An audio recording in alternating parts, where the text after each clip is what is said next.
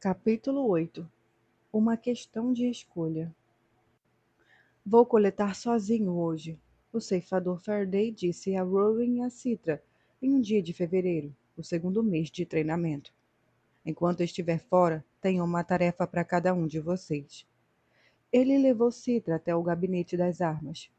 Você, Citra, vai polir todas as minhas lâminas.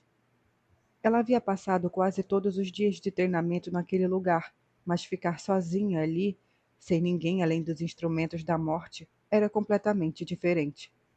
O ceifador foi até a parede das armas brancas com lâminas como espadas e canivetes.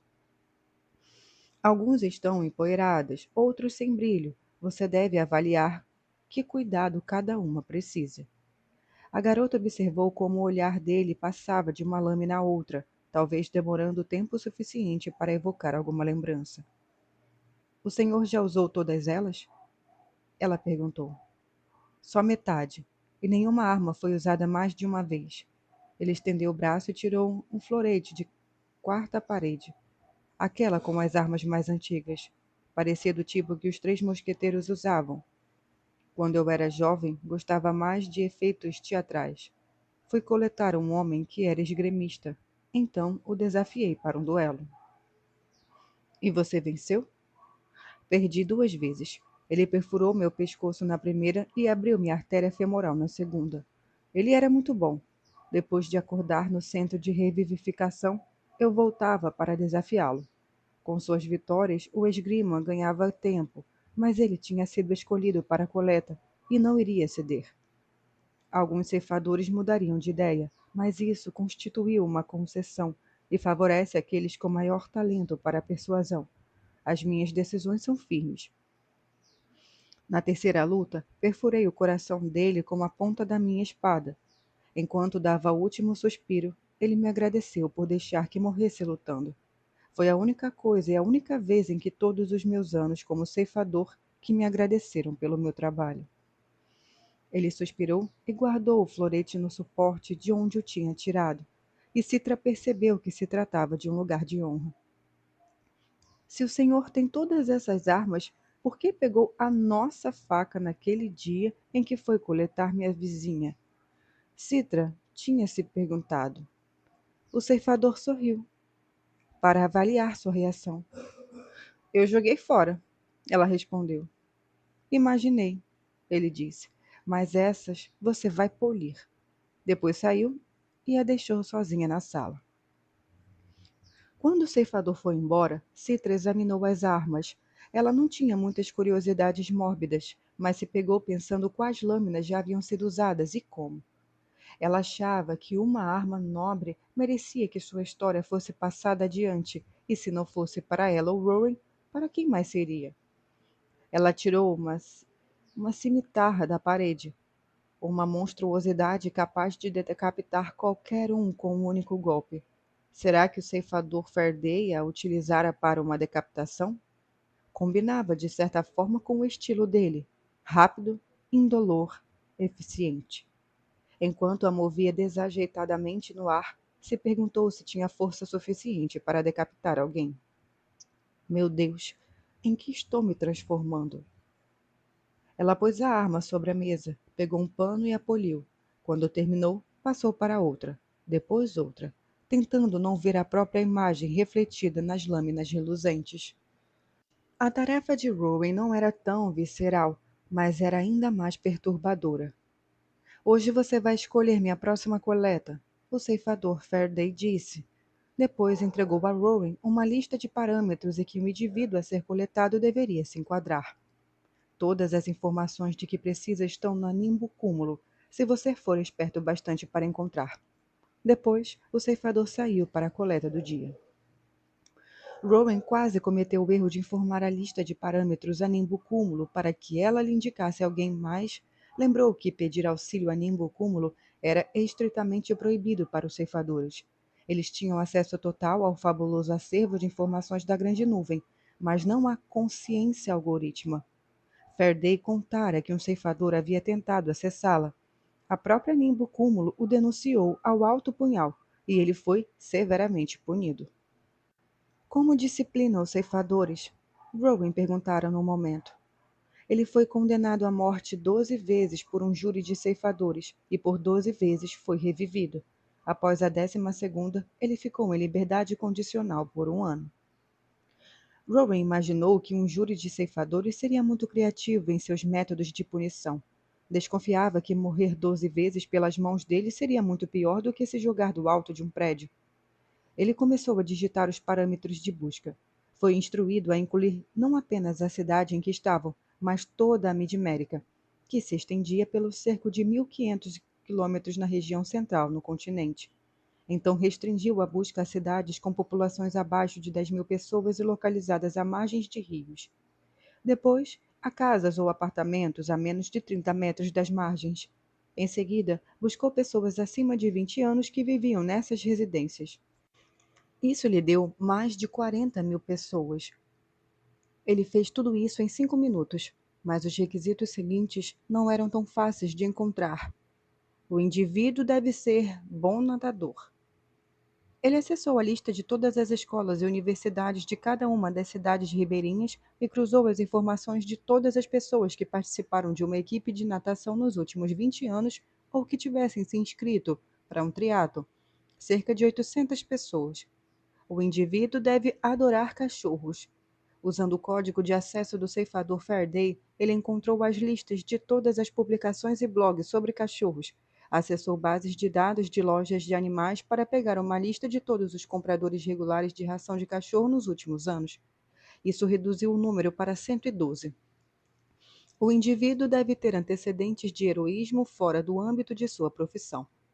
Meticulosamente, ele pesquisou as palavras herói, coragem e resgate, com todos os 120 nomes. Pensou que teria sorte se encontrasse um único resultado, mas, para sua surpresa, 4 deles tinham realizado um feito heróico em algum momento da vida. Ele clicou em cada um dos nomes e acessou 4 fotos. Arrependeu-se na mesma hora, porque no momento em que os nomes passaram a ter rostos, já não eram mais parâmetros, mas pessoas. Um homem de rosto arredondado e sorriso vitorioso, uma mulher com cara de mãe, um cara com cabelo desalinhado, um homem que parecia não se barbear havia dias. 4 pessoas, e Rowan estava prestes a decidir qual delas morreria amanhã. Imediatamente notou que se via inclinado a escolher o homem de barba, mas percebeu que estava sendo tendencioso. Ninguém devia ser discriminado por não ter se barbeado por tirar uma foto. E será que ele estava descartando a mulher só porque era mulher? Certo. Então, moço sorridente. Mas será que agora Rowan não estava tentando reparar o erro, escolhendo o que parecia mais alegre? Ele decidiu saber mais sobre cada um deles, usando o código de acesso de Faraday para encontrar mais informações do que lhe seria permitido. Se o que estava em jogo era a vida das pessoas, ele não deveria, sei lá, usar todos os meios necessários para tomar uma decisão justa? Uma das opções tinha entrado num prédio em chamas quando era jovem para salvar alguém da família. Outra tinha 3 filhos pequenos, mais outra voluntariada, um abrigo de animais. Mas não fazia nem 2 anos que o irmão de outra possível vítima tinha sido coletado. Ele pensava em que todo fato poderia ser útil, mas, quanto mais sabia sobre cada um, mais difícil era decidir. Rowan continuou vasculhando informações sobre a vida deles, cada vez mais desesperado, até a porta da frente se abrir e o ceifador Faraday entrar. Estava escuro lá fora. Quando havia escurecido? O ceifador parecia cansado e sua roupa estava manchada de sangue. A coleta de hoje foi mais problemática do que eu esperava, ele disse. Citra saiu do gabinete de armas. Todas as lâminas já estão brilhando, a garota anunciou. Faraday aprovou com um aceno de cabeça. Depois voltou-se para Rowan, ainda sentado diante do computador. E quem vamos coletar amanhã? Eu o restringi a 4 pessoas. E todas as 4 se encaixam no perfil. E, bom, uma delas acabou de se casar, outra comprou uma casa. Escolha uma, disse o ceifador. Outra recebeu um prêmio humanitário no ano passado. Escolha uma. O ceifador gritou com uma ferocidade que Rowan nunca vira nele. Até as paredes pareciam se encolher com a sua voz. Rowan pensou que poderia se livrar da tarefa, como havia acontecido quando Faraday lhe pedira para entregar o comprimido de cianeto. Mas não. O teste de hoje era diferente. O garoto lançou um olhar para Citra, que ainda estava na porta do gabinete de armas, paralisada como alguém de passagem diante de um acidente. Ele estava totalmente sozinho nessa decisão terrível. Rowan olhou para a tela, fez uma careta e apontou para o homem de cabelo desalinhado. Rowan murmurou. Coloque este. Rowan fechou os olhos. Tinha acabado de conhecer um homem à morte, porque ele estava com o cabelo feio naquele dia. Então, sentiu a mão firme de Faraday em seu ombro. Pensou que levaria uma bronca, mas em vez disso, o ceifador disse: Bom trabalho. Rowan abriu os olhos. Obrigado, senhor. Se essa não tivesse sido a coisa mais difícil que você devia fazer, eu estaria preocupado. Vai ficar mais difícil ou mais fácil? Rowan perguntou. Eu realmente não sei. Na tarde seguinte, Bradford Ziller voltou para casa e encontrou um ceifador sentado em sua sala. O ceifador se levantou quando Bradford entrou. Seus instintos lhe disseram para se virar e fugir, mas antes disso, um adolescente com um bracelete verde que estava ao seu lado fechou a porta. Com o vapor crescente, o homem esperou o ceifador falar, mas em vez de dizer alguma coisa, o ceifador apontou para o garoto, que pigarreou e disse: Senhor Ziller, o senhor foi selecionado para a coleta. Fale tudo, Rowan, disse o ceifador. Quer dizer, eu selecionei o senhor para a coleta. Bradford olhava de um para o lado e o outro de uma forma diferente, sentindo um alívio súbito e profundo, porque era óbvio que aquilo era algum tipo de brincadeira. Certo. Quem são vocês? Quem armou essa para mim? Então, o ceifador ergueu a mão mostrando o anel. O homem sentiu o ânimo despencar novamente, como a segunda queda em uma montanha russa. Não era mentira. Era verdade. O garoto é um dos meus aprendizes, disse o ceifador. Sinto muito, o garoto disse. Não é nada pessoal. O senhor apenas se encaixa em um determinado perfil. Na era da mortalidade, muitas pessoas morriam tentando realizar resgates. Muitas delas pulavam em rios em épocas de cheia para salvar seus animais de estimação. A maioria nadava bem, mas isso não importava em uma enchente. Os cachorros, pensou Bradford. É isso, os cachorros. Vocês não podem me machucar, ele disse. Se fizerem isso, meus cachorros vão estraçalhar vocês. Mas onde estariam eles? Então, uma garota saiu de seu quarto, usando um bracelete igual ao do garoto. Eu cedei os 3. Eles vão ficar bem, mas não vão nos atrapalhar. Seu braço estava manchado de sangue. Não dos cachorros, mas dela. Eles a tinham mordido. Que bom. Não é nada pessoal, o garoto repetiu. Sinto muito. Um pedido de desculpa já basta, o ceifador disse ao garoto, ainda mais quando é sincero. Bradford deu risada, mesmo sabendo que era sério. Achava aquilo engraçado. Seus joelhos fraquejaram. Ele sentou no sofá e o riso foi dando lugar ao desespero. Não era justo. Não era nem um pouco justo. Mas então o garoto se ajoelhou ao seu lado e, quando Bradford ergueu os olhos, ficou hipnotizado pelo seu olhar. Era como se encarasse os olhos de uma alma muito mais antiga. Escute, Sr. Ziller. Sei que o senhor salvou sua irmã de um incêndio quando ela tinha minha idade. Sei que se esforça para salvar seu casamento. Sei também que acha que sua filha não ama você, mas ela ama. Bradford o encarou incrédulo. Como você sabe de tudo isso? O garoto mordeu o lábio. É nosso trabalho saber. A sua coleta não vai mudar nada disso. Você teve uma vida boa. O ceifador Faraday está aqui e vai encerrá-la para você. Bradford suplicou para fazer uma ligação, implorou por mais um dia, mas, claro, não era possível conceder essas coisas. Disseram que poderia escrever um bilhete, mas ele não conseguiu pensar em nada para escrever. Eu sei como você se sente, o garoto disse. Como vai ser? Ele perguntou finalmente. O ceifador respondeu: escolhi um afogamento tradicional. Vamos até o rio, submergir você na água até a sua vida se esvair. Bradford cerrou os dentes. Ouvi dizer que os afogamentos são um jeito ruim de morrer. Posso dar a ele um pouco do que sei aos cachorros? A garota perguntou, para que ele fique inconsciente. O ceifador pensou um pouco e consentiu. Se preferir, podemos poupá-lo do sofrimento. Mas Bradford fez que não, percebendo que queria todos os segundos que lhe restavam. Não, quero ficar acordado. Se o afogamento seria sua última experiência de vida, então que a vivesse. Ele sentiu o coração batendo mais rápido, o corpo tremendo com uma descarga de adrenalina. Estava com medo, mas o medo significava que ainda estava vivo. Então vamos, o ceifador disse com gentileza. Vamos todos para o rio.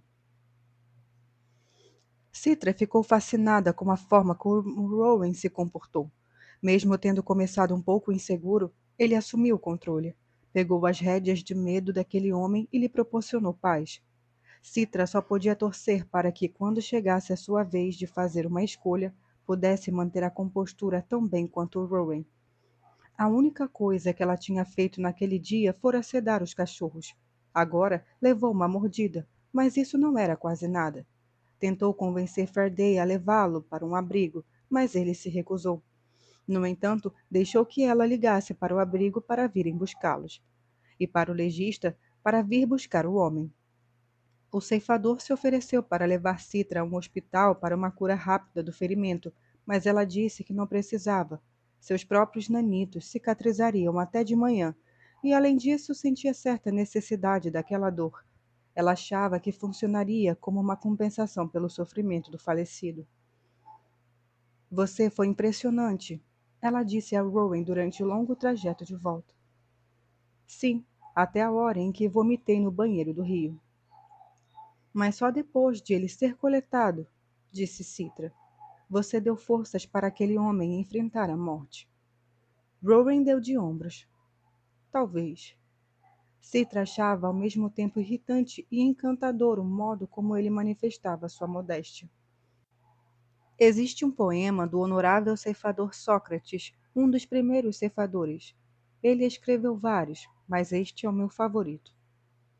Não empunheis a faca de forma impensada, apartai de rebanho os corrompidos e ousados, pois um cão que vem a adorar, a latir e a abocanhar é corvo de carniça, covarde de tempos passados. Ele me lembra que, apesar dos ideais grandiosos e das muitas defesas para proteger a ceifa da corrupção e perversão, devemos estar sempre atentos, pois o poder vem infectado com a única doença que nos resta, a natureza humana. Temo por todos nós se os ceifadores começarem a amar o que fazem.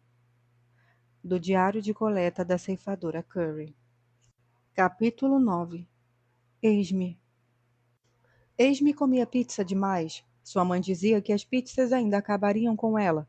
Ela nunca imaginou o quanto aquilo podia ser verdade. O ataque dos ceifadores veio menos de um minuto depois de ela pegar uma fatia fumejante. Era o fim do dia letivo, e os trabalhos diários do quarto ano a deixaram exausta. O almoço era uma droga. A salada de atum que a mãe tinha preparado já estava morna e meio fermentada. Nem um pouco apetitosa. Na verdade, ela não recebia bem nenhuma das comidas que a mãe lhe preparava. Ela tentava dar à filha uma alimentação saudável, porque Esme tinha certo problema de peso. E embora seus nanitos pudessem ser programados para acelerar o metabolismo, sua mãe se recusava a fazer isso. Argumentava que seria tratar os sintomas e não o problema. Não dá para resolver tudo com seus nanitos, a mãe dizia. Você precisa aprender a se controlar. Bom, ela podia aprender a se controlar amanhã. Hoje queria pizza. Sua pizzaria favorita, Luigi's, ficava na praça de alimentação da galeria da cidade fulcral, no caminho da escola para casa. Mais ou menos. Ela estava examinando o queijo, tentando encontrar um jeito de dar a primeira mordida sem queimar o céu da boca, quando os ceifadores chegaram. Como estava de costas para eles, a princípio não os viu, mas ouviu, ou pelo menos a um deles. Boa tarde, pessoal, ele disse. Suas vidas estão prestes a mudar radicalmente. Esme se virou para encará-los. Eram 4. Estavam vestindo mantos cintilantes. Eram diferentes de tudo o que Esme vira até então. Nunca havia encontrado um ceifador. Ficou fascinada. Pelo menos até 3 deles sacarem armas ainda mais reluzentes que os seus mantos cravejados de joias, e o quarto pegar o lança-chamas. Esta praça de alimentação foi selecionada para a coleta. O líder deles disse, e começaram sua missão pavorosa. Esme sabia que o que precisava ser feito. Deixando a pizza para lá, se jogou embaixo da mesa e saiu engatinhando. Mas ela não era a única a fazer isso. Parecia que todos estavam se arrastando no chão. Mas aquilo não pareceu perturbar os ceifadores. Ela enxergava os pés deles em meio à multidão agachada. O fato de suas vítimas estarem de 4 não retardava nem um pouco o trabalho. Foi então que Esme começou a entrar em pânico. Já tinha ouvido dizer que ceifadores faziam coletas em massa, mas até aquele dia pensava que fossem meras histórias. Viu à sua frente o manto do ceifador de amarelo e deu meia volta, mas a ceifadora de verde já se aproximava dela. Esme rastejou por um espaço entre as mesas e entre 2 vasos de palmeira que o ceifador de laranja incendiara, e, quando saiu do outro lado, se viu totalmente sem escudo. Agora ela estava junto dos balcões de comida. O homem que lhe servira a pizza estava caído sobre o balcão, morto. Havia um espaço entre uma lata de lixo e a parede. Como não era uma menina magra, encheu a mente de pensamentos esguios e se apertou dentro do espaço. Não era um esconderijo muito bom, mas se saísse dali estaria bem na linha de fogo. Tinha visto 2 pessoas tentando ir para o corredor de entrada, mas ambas foram abatidas por flechas de aço disparadas por balestras. Não tinha coragem de se mexer, então, em vez disso, afundou o rosto entre as mãos. Ficou assim, chorando, ouvindo os sons terríveis à sua volta, até que se fez silêncio. Mesmo assim, manteve os olhos fechados até ouvir um homem dizer: Olá! Esme abriu os olhos e viu o líder dos ceifadores, o de azul, parado em sua frente. Por favor, ela suplicou.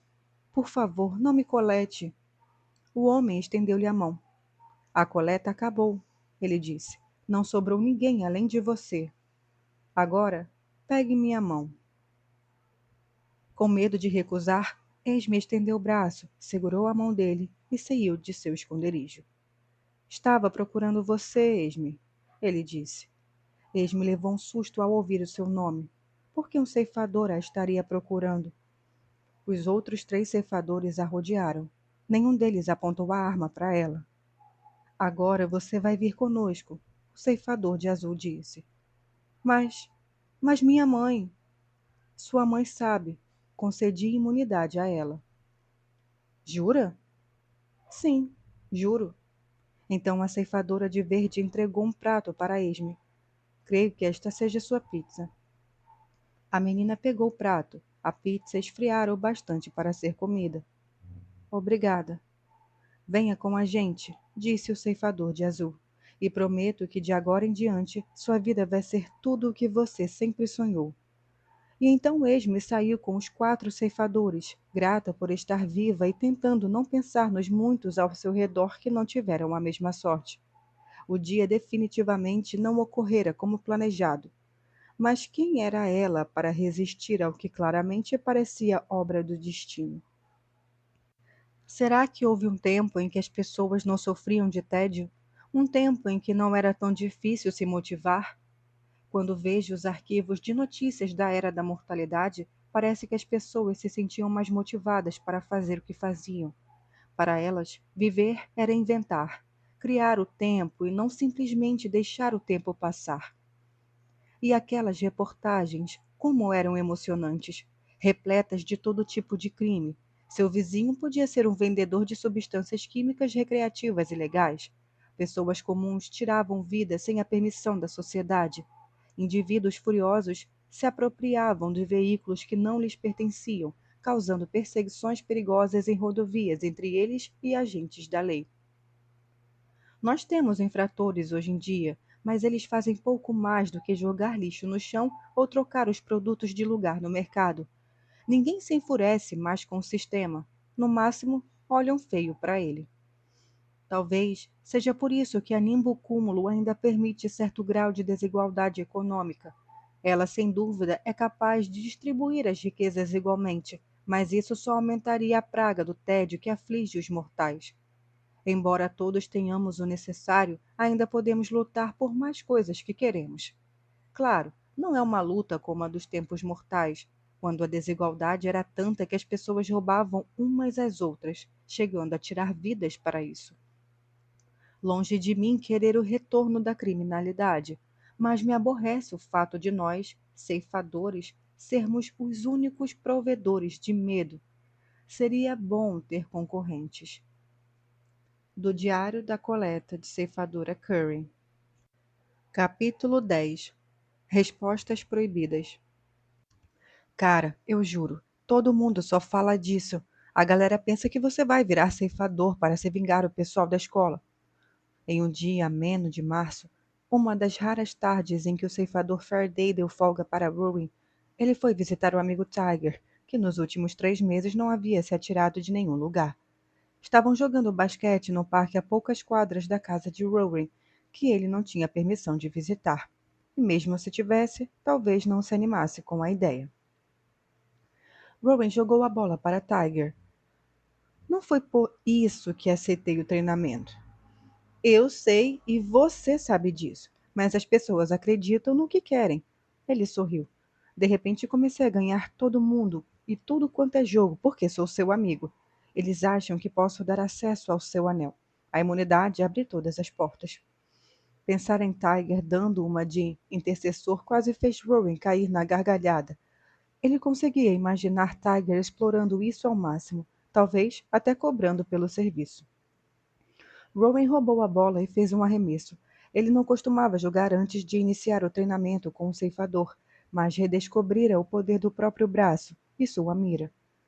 Estava mais forte do que nunca e tinha uma energia inesgotável, tudo graças à prática do bookteiro. Então, quando ganhar o anel, você vai me dar imunidade, certo? Perguntou Tiger, errando um arremesso. Era óbvio que não tinha sido intencional. Estava deixando Rowan vencer. Em primeiro lugar, não sei se vou ser o escolhido para ficar com o anel. Segundo, não posso te dar imunidade. Tiger parecia sinceramente chocado. O quê? Por que não? Não posso agir com favoritismo. Mas não é para isso que servem os amigos? Alguns garotos vieram para a quadra e perguntaram se também podiam jogar, mas logo que viram o bracelete de Rowan mudaram de ideia. Relaxa, disse o mais velho dos garotos. A quadra é toda sua. Isso foi irritante. Não, podemos jogar juntos. Não, não, vamos para outro lugar. Eu disse que podemos jogar juntos. Rowan insistiu, viu medo no olhar do garoto e se sentiu envergonhoso por forçar. Sim, sim, claro, disse o garoto. Ele se virou para os amigos. Vocês ouviram o cara. Joguem. Eles entraram na quadra compenetrados e, assim como Tiger, se esforçaram para perder. Agora ia ser sempre assim? Sua presença seria tão intimidadora que até mesmo seus amigos teriam medo de desafiá-lo? A única pessoa que ainda batia de frente com ele era Citra. Rowan logo perdeu o interesse pelo jogo e saiu com Tiger, que achou tudo muito engraçado. Cara, você não é mais o alface, é o comigo ninguém pode. Virou a erva do mal. Tiger estava certo. Se Rowan tivesse falado com os garotos ficarem de quatro e lamberem o chão, eles teriam obedecido. Era inebriante e terrível ao mesmo tempo, e ele não queria pensar sobre isso. Rowan não soube o que deu nele para fazer o que fez em seguida. Frustração com seu isolamento, talvez, ou quem sabe, só quisesse levar um pouco da sua vida antiga para a nova. Quer conhecer a casa do ceifador? Tiger ficou um pouco desconfiado. Ele não vai se importar? Ele não está em casa, Rowan disse. Está coletando em outra cidade hoje. Vai voltar tarde. Ele sabia que o ceifador Faraday seria capaz de estourar sua cabeça se descobrisse que levava alguém para casa. Isso tornou aquela ideia ainda mais tentadora. Ele vinha sendo tão comportado, tão obediente, já era hora de fazer alguma coisa do seu jeito. Quando chegaram, a casa estava vazia. Citra, que também ganhara a tarde livre, tinha saído.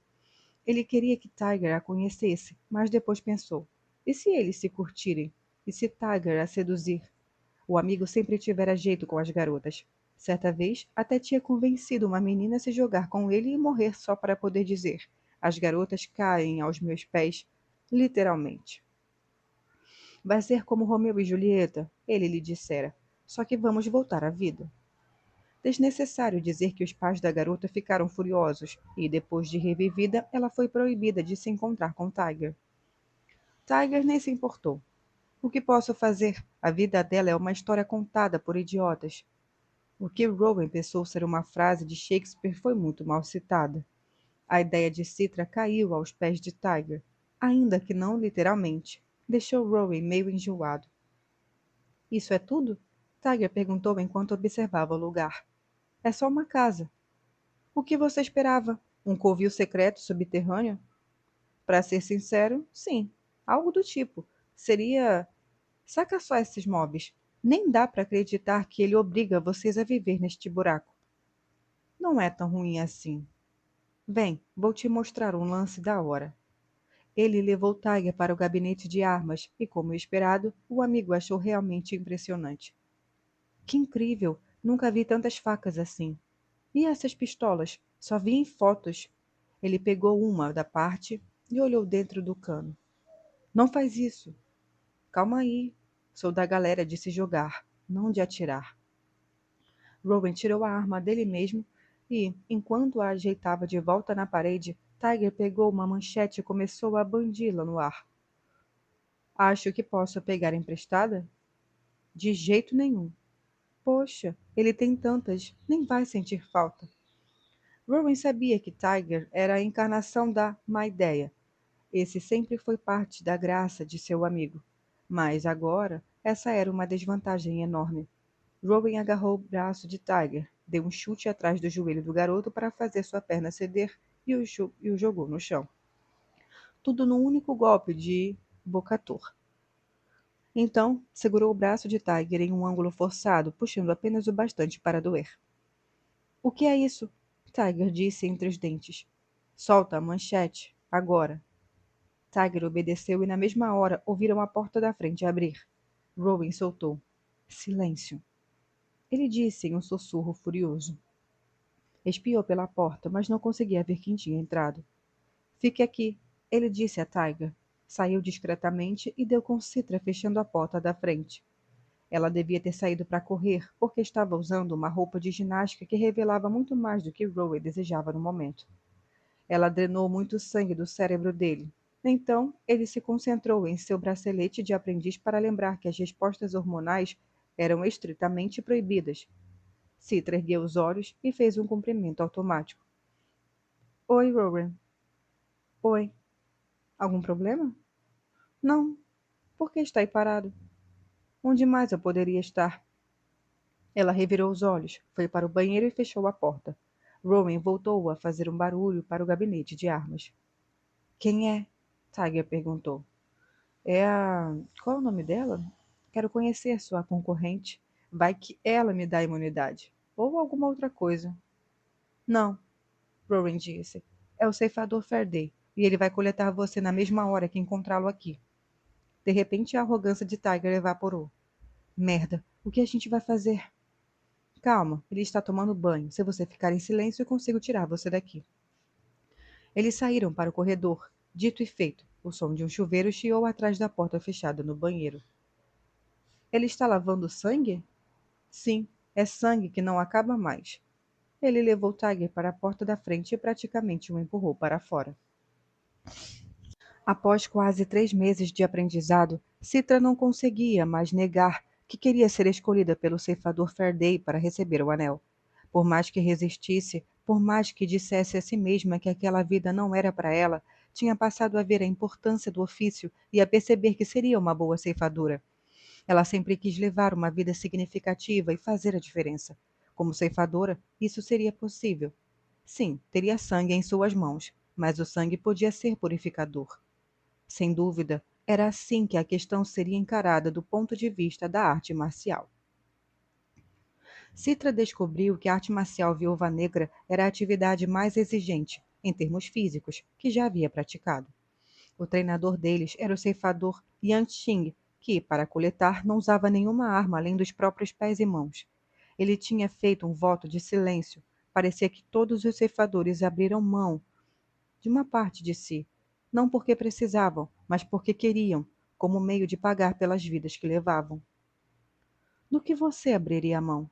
Rowan tinha perguntado para Citra certa vez. A pergunta a deixara incomodada. Se eu virar ceifadora, já estarei abrindo mão da minha vida, não? Acho que já é o bastante. Também vai abrir mão de uma família, Rowan a lembrara. Ela tinha concordado, com um gesto, sem querer falar sobre o assunto. A ideia de ter uma família parecia tão distante que a ideia de não ter parecia igualmente longe. Era difícil ter sentimentos em relação a algo tão remoto que ela sequer cogitava em considerar no momento. Além disso, essas coisas precisavam ficar longe de sua cabeça durante as sessões. A mente precisava estar vazia. Citra nunca tinha praticado nenhum tipo de arte marcial. Sempre preferiria esportes e sem contato, como atletismo, natação, tênis, qualquer um que tivesse uma faixa, raia ou rede entre ele e seus oponentes. Essa arte marcial, em especial, era o oposto. Era combate corpo a corpo. Até a comunicação era apenas física durante a aula, já que o instrutor, mudo, corrigia as posições como se fossem bonecos. Era tudo mente e corpo, sem a frágil mediação das palavras.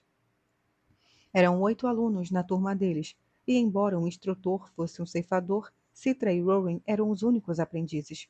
Os outros eram ceifadores jovens e seus primeiros anos de ceifa. Havia outra garota que não entrou em nenhum momento fazer amizade com Citra. As garotas não recebiam nenhum tratamento especial, e esperava-se delas o mesmo que se esperava dos garotos. Nas sessões da arte marcial, o combate era árduo. Toda a luta começava simples, com os dois combatentes girando de modo ritualístico, provocando um ao outro, numa espécie de dança agressiva. Então, as coisas ficaram brutais. Acontecia todo tipo de chute, soco e golpe que estatelavam o adversário no chão. Naquele dia, Citra lutou contra Owen. Ele era mais hábil nos golpes, mas ela era mais rápida. Ele era mais forte, porém mais alto, o que não lhe dava uma vantagem. Citra tinha mais estabilidade com seu centro de gravidade corporal mais baixo. Considerando tudo isso, lutavam em condições de igualdade. Ela girou, deu um chute forte no peito de Rowan e quase o derrubou. Boa, disse Rowan. O ceifador fingiu fechar a boca com o zíper para lembrar a eles que era proibido falar durante o combate. Citra investiu contra Rowan pela esquerda, e ele rebateu tão rápido que a garota não percebeu de onde vinha a mão dele, como se de repente ele tivesse 3 mãos. Ela perdeu o equilíbrio, mas apenas por um instante. Sentiu o calor onde a mão de Rowan havia cortado seu rosto. Vai ficar roxo. Ela sorriu. Ele vai pagar por isso. Ela simulou um ataque pela esquerda de novo, depois investiu contra ele pela direita, com toda a força. Ele caiu e ela o prendeu no chão. Mas a gravidade parece se inverter, e de repente ela percebeu que Rowan havia virado o jogo. Agora ele estava por cima e a imobilizava. Ela o poderia ter repelido novamente. Sua posição lhe dava vantagem para forçar uma alavanca, mas não fez. Sentia pulsar o coração dele como se estivesse dentro do seu peito, e percebeu que queria sentir isso um pouco mais. Desejava mais do que queria vencer aquela luta. Isso a deixou furioso bastante para desvencilhar-se e abrir um espaço entre os dois. Não havia faixa, raia ou rede, nada além da muralha de sua força de vontade para mantê-los separados. Mas essa muralha estava perdendo tijolos. O ceifador sinalizou o fim da luta. Citra e Rowan fizeram uma reverência e assumiram seus lugares em lados opostos do círculo, e outros foram chamados para lutar. Citra observava a movimentação atentamente, decidida a não olhar nem de relance na direção de Rowan. Não somos os mesmos seres que fomos no passado. Considere nossa incapacidade de compreender a literatura e o entretenimento da Era da Mortalidade. O que emocionava os humanos mortais é incompreensível para nós. Apenas as histórias de amor atravessaram nossa barreira pós-mortal, e mesmo assim ficamos atônitos diante da intensidade do desejo e da ameaça da perda que pairava sobre as histórias de amor daquela época. Poderíamos pôr a culpa em nossos hemonanitos, que limitam o nosso desespero, mas o problema vai além disso. Os mortais fantasiavam que o amor era eterno e sua perda inimaginável. Agora sabemos que nada disso é verdade. O amor permaneceu mortal, enquanto nós nos tornamos eternos. Apenas os ceifadores são capazes de mudar isso, mas todos sabem que a chance de ser coletado neste ou no próximo milênio é quase nula. Não somos os mesmos seres que fomos no passado. Então, se não somos mais humanos, o que somos afinal? Do Diário de Coleta da Ceifadora Curry. Capítulo 11. Transgressões. Citra e Rowan nem sempre estavam juntos nas coletas. Às vezes o ceifador Faraday levava apenas um deles. A pior coleta que Citra presenciou aquele no início de maio, apenas um mês antes do conclave primaveril. O primeiro dos três de que ela e Rowan participariam durante o período de treinamento. A vítima era um homem que estava tentando ser uma pessoa melhor e havia restaurado a idade para 24 anos. Ele estava em casa jantando com a esposa e os dois filhos, que pareciam ter mais ou menos a idade de Citra. Quando o ceifador Faraday anunciou que tinham vindo coletar, a família chorou e o homem se escondeu num quarto. Faraday havia escolhido uma sangria tranquila para o homem, mas não foi o que acontecera. Quando Citra e o ceifador entraram no quarto, ele os atacou de surpresa. O homem estava em ótimas condições físicas e, com a arrogância do rejuvenescimento recente, renegou a coleta e lutou com o ceifador, quebrando seu queixo com um soco feroz. Citra foi em seu auxílio, arriscando alguns golpes de Bactor, mas logo descobriu que uma arte marcial na prática era muito diferente de um treinamento. O homem a jogou para o lado e avançou contra Faraday, ainda combaleante por causa do ferimento. Citra investiu contra o homem novamente. Agarrou-se a ele, desistindo por enquanto de qualquer coisa além de apertar seus olhos e puxar o cabelo. Isso o distraiu por tempo suficiente para que Faraday pegasse uma faca de caça escondida em seu manto e cortasse sua garganta. Ele começou a ofegar, levando as mãos ao pescoço em uma tentativa inútil de estancar o sangue. O ceifador Faraday, apertando a mão contra seu queixo inchado, dirigiu-se a ele. Não com maldade, mas com grande tristeza. Você entende as consequências do que acabou de fazer? O homem não conseguiu responder. Caiu no chão tremendo, sem ar. Citra pensou que a morte com um corte assim seria instantânea, mas pelo visto não era.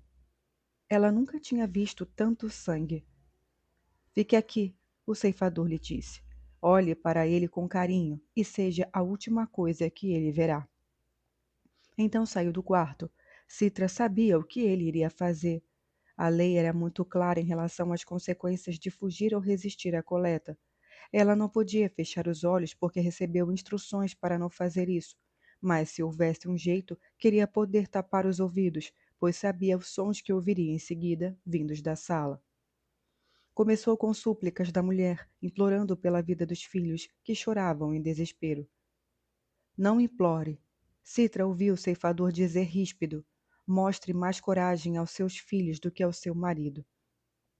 Citra fitou os olhos do moribundo até que finalmente a vida se apagou. Então ela foi ao encontro do ceifador Faraday, preparando-se para o que estava por vir. Os dois filhos estavam no sofá. Seu choro se transformaram em gemidos lacrimosos. A mulher estava de joelhos sussurrando algo para eles, consolando-os. Já terminou? O ceifador perguntou impaciente. Por fim, a mulher se levantou. Seus olhos estavam cheios de lágrimas, mas não pareciam mais suplicantes. Faça o que é preciso fazer, ela disse. Que bom, disse o ceifador. Parabéns por sua coragem. Quero que saiba que o seu marido não resistiu à coleta. Então, ele tocou o rosto inchado. No entanto, minha aprendiz e eu tivemos uma briga que resultou nestes ferimentos. A mulher apenas o encarou, ligeiramente boquiaberta. Citra também estava surpresa. O ceifador se voltou para Citra e fixou os olhos nela. Minha aprendiz será severamente disciplinada por lutar contra mim. Então, voltou-se para a mulher. Por favor, se ajoelhe. A mulher caiu de joelhos, quase desabando. O ceifador Faraday estendeu o anel para ela.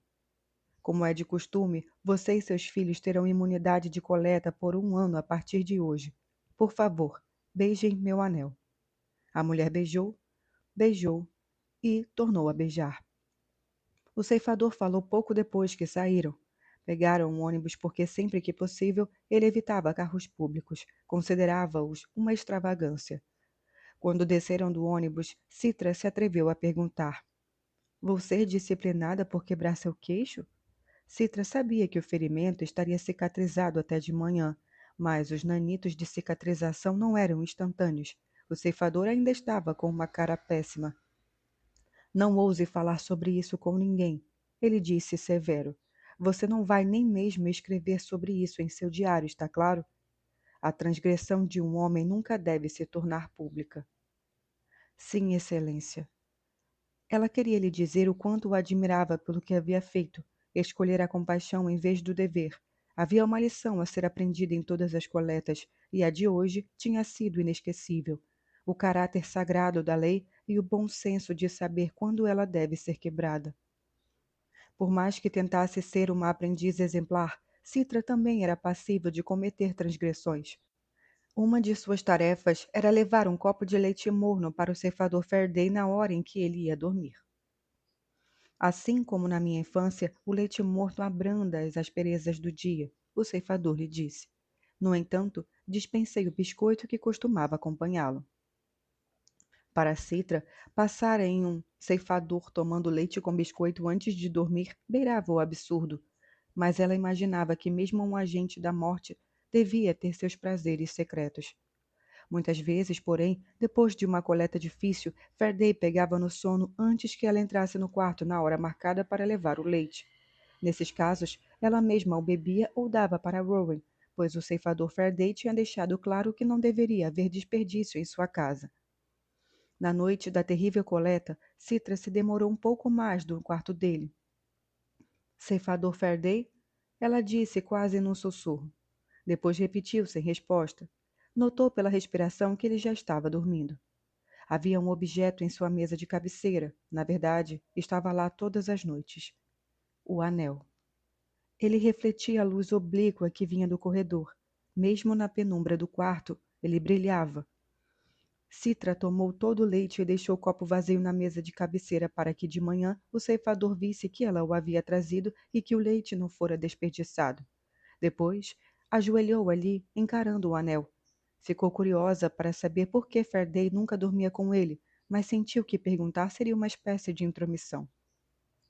Quando recebesse o dela, se recebesse, continuaria com aquela altura ou com aquela aura de mistério que tinha ou se tornaria banal.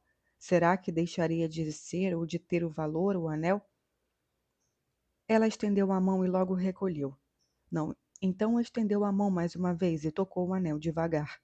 Girou-o entre os dedos para que refletisse a luz. A pedra era grande, mais ou menos do tamanho de um avelã. Diziam que era um diamante, mas seu núcleo escuro a tornava diferente de um anel de diamante comum. Havia algo no centro daquela pedra que ninguém sabia o que era. Ela não tinha nem certeza se os próprios ceifadores sabiam. O núcleo era não exatamente preto, era de um tom escuro que variava conforme a luz, como os olhos de algumas pessoas. Então, lançou um olhar para o ceifador e viu que seus olhos estavam abertos e a observavam. Ela ficou paralisada, sabendo que tinha sido pega, sabendo que de nada adiantaria resolver ou devolver o anel à mesinha. Quer experimentar? O ceifador Faraday perguntou. Não, ela disse. Desculpa, não devia ter tocado nele. Não devia, mas tocou. Ela se perguntou se ele estava acordado o tempo todo. Vá em frente, ele disse. Experimente. Faço questão. Citra ficou desconfiada, mas obedeceu porque, apesar do que havia dito, queria sim experimentar. Era quente em seu dedo, feito do tamanho ideal para Faraday. Ficava grande demais nela, e era mais pesado do que imaginava. O senhor não tem medo de que ele seja roubado? Ela perguntou. Não muito. Quem é tolo bastante para roubar o anel de um ceifador logo é removido do mundo e deixa de ser um problema. Dava para perceber que o anel estava esfriando. Mas é um objeto que desperta cobiça, não acha? O ceifador disse. De repente, Citra percebeu que o anel não estava apenas frio, estava gelado. Em questão de segundos, o metal tinha ficado branco de tanto gelo. O frio causou uma dor tão intensa em seu dedo que ela gritou, arrancou o anel e o jogou no chão. Não apenas o anelar ficou gravemente queimado pelo frio, mas todos os dedos que o haviam tocado para removê-lo. Ela conteve um soluço, sentia agora o calor correndo pelo corpo conforme nanitos de cicatrização liberavam morfina. Ficou zonza, mas se esforçou para continuar alerta. Uma medida de segurança que eu mesmo instalei, o ceifador disse. O microchip de refrigeração na argola. Deixe-me ver. Ele acendeu a luz da mesa da cabeceira, pegou a mão dela e examinou seu anelar. A carne na articulação estava sem cor, congelada. Na era da mortalidade, você poderia ter perdido o dedo, mas acredito que seus nanitos já estavam preparando o dano. Ele soltou a mão da garota. Você vai estar bem de manhã. Quem sabe, da próxima vez, pense antes de tocar em coisas que não são suas. Ele pegou o anel e pôs de volta na mesa da cabeceira e entregou o copo vazio para ela. De agora em diante, Rowan vai me trazer o leite, ele disse. Citra se encolheu. Sinto muito por ter desapontado o senhor, excelência. Você está certo. Não sou digna de trazer seu leite. Ele ergueu uma sobrancelha. Você entendeu errado. Não é uma punição. A curiosidade é uma característica humana. Apenas permiti que ela se manifestasse. Devo admitir que demorou bastante, acrescentou ele abrindo um pequeno sorriso cúmplice. Agora, vamos ver quanto tempo Rowan vai levar para tentar segurar o anel. Às vezes, quando o peso de minha tarefa se torna esmagador, começo a lamentar tudo aquilo que se perdeu quando vencemos a morte. Penso sobre a religião e que, depois de nos tornarmos nossos próprios salvadores, nossos próprios deuses, a maioria das crenças, tudo passou a ser irrelevante. Como seria acreditar em algo maior que nós mesmos? Aceitar a imperfeição e erguer os olhos para contemplar tudo o que nunca poderíamos ser. Devia ser reconfortante. Devia ser assustador. Devia afastar as pessoas das coisas mundanas, mas também justificar todo tipo de crueldade. Sempre me pergunto se o fulgurante benefício da fé compensava a negra escuridão em que as pessoas podiam cair se abusassem dela. Claro, existem as seitas tonais que se vestem com trajes de juta e veneram vibrações sônicas, mas, assim como tantas coisas de nosso mundo, elas tentam imitar o passado. Seus rituais não são para serem levados a sério, existem apenas para dar sentido à profundidade à passagem do tempo. Recentemente fiquei apreensiva com uma seita tonal na minha vizinhança. Fui ao local de encontro deles outro dia. Estava lá para coletar um de seus membros, um homem que ainda nunca havia se restaurado. Eles estavam entoando o que achavam de frequência ressoante do universo.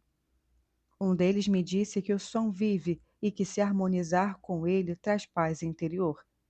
Será que, quando olham para o grande diapasão que constitui o símbolo de sua fé, realmente acreditam que se trata de um símbolo de poder ou estão apenas participando de uma piada coletiva? Do Diário de Coleta da Ceifadora Curry. Capítulo 12. Não há lugar para a mediocridade. A ceifa é o único órgão autônomo do mundo, disse o ceifador Faraday. O resto está sob controle na Dimbo Cúmulo. É por isso que fazemos conclaves 3 vezes ao ano para resolver disputas, rever as regras e lamentar as vidas que tiramos. Faltava menos de uma semana para o conclave primaveril, que aconteceria na primavera, semana de maio. Rowan e Citra tinham estudado bastante sobre a estrutura da ceifa para saber que todas as 25 regiões do mundo realizavam conclaves no mesmo dia e que no momento havia 321 ceifadores na região deles, que abrangia o centro do continente norte-americano. O conclave mídia-americano é importante, o ceifador lhes disse, porque costumamos definir a tendência para a maior parte do mundo. Existe até uma expressão que diz: diga-me com quem vai a Midimérica, que te direi como vai o planeta.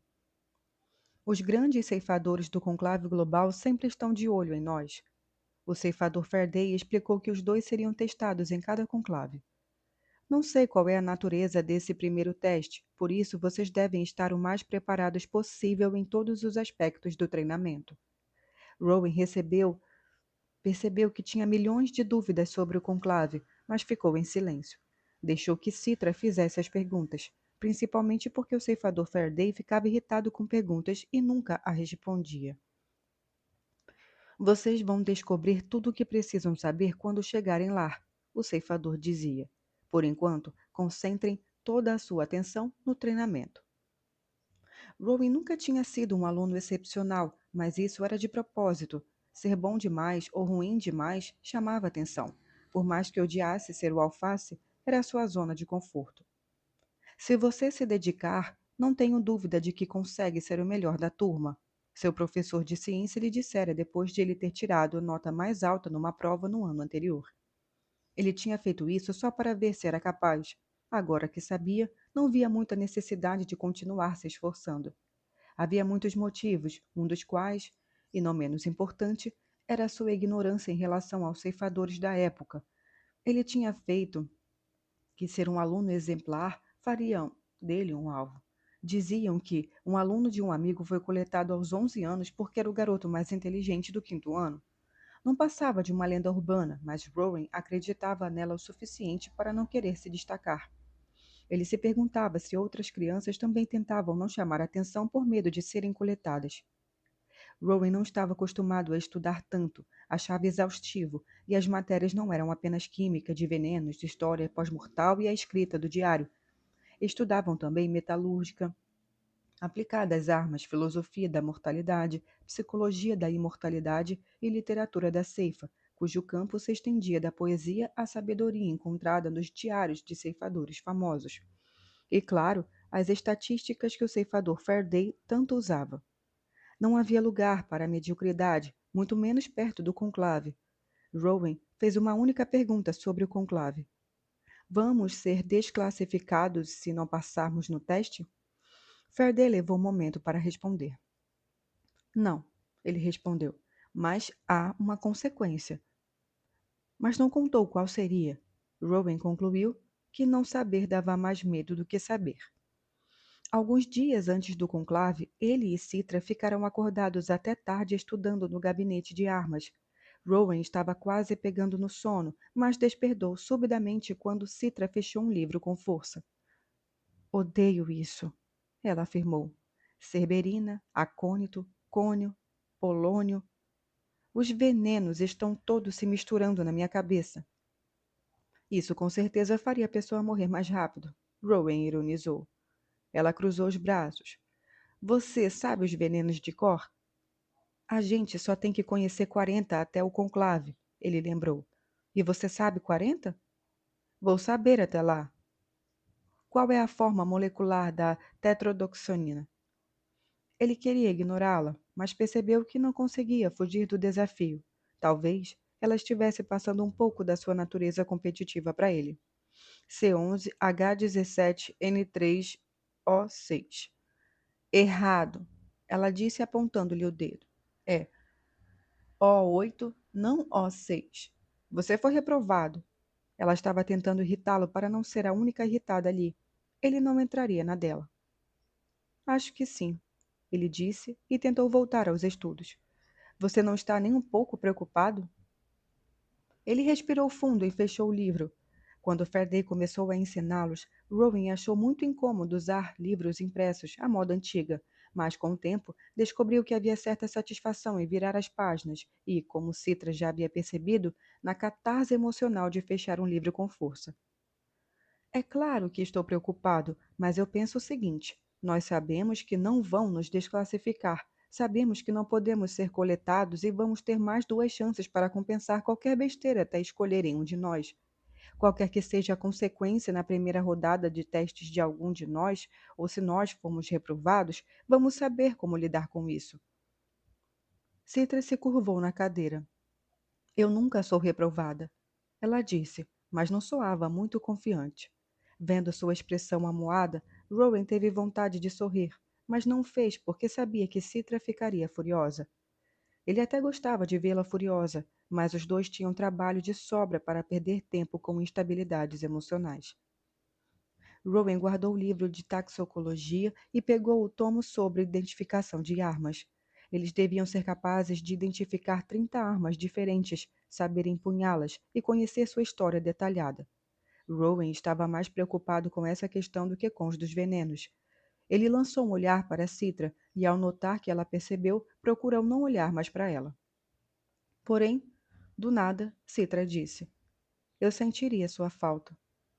Ele se virou para ela e a garota desviou o olhar. Como assim? Quero dizer que, se a desclassificação estivesse prevista no regulamento, eu sentiria falta de você ou de ter você por perto. Ele pensou em estender o braço para segurar sua mão, que repousava tranquilamente sobre a mesa. Mas a mesa era muito grande, e a mão dela estava tão longe que o gesto não deixaria de ser, ou de ter tremendamente constrangedor. E mesmo que estivessem perto, seria loucura fazer isso.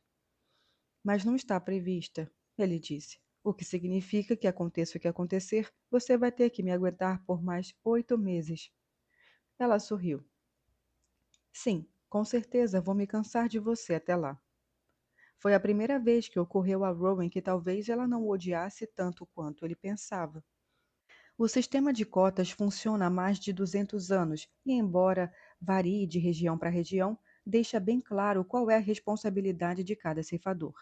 Obviamente, tudo se baseia em médias.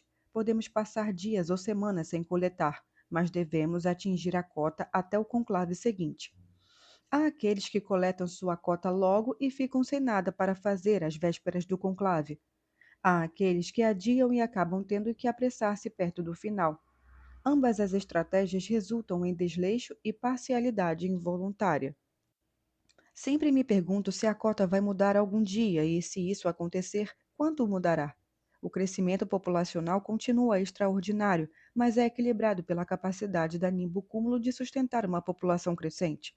Recursos renováveis, residências subterrâneas, ilhas artificiais e tudo sem destruir o meio ambiente ou causar uma sensação de superlotação. Dominamos este planeta, mas o protegemos de uma forma com que nossos ancestrais mal podiam sonhar. Porém, todas as coisas têm limitações. Ainda que a nimbocúmulo não interfira na ceifa, ela indica o número de ceifadores que deve existir no mundo.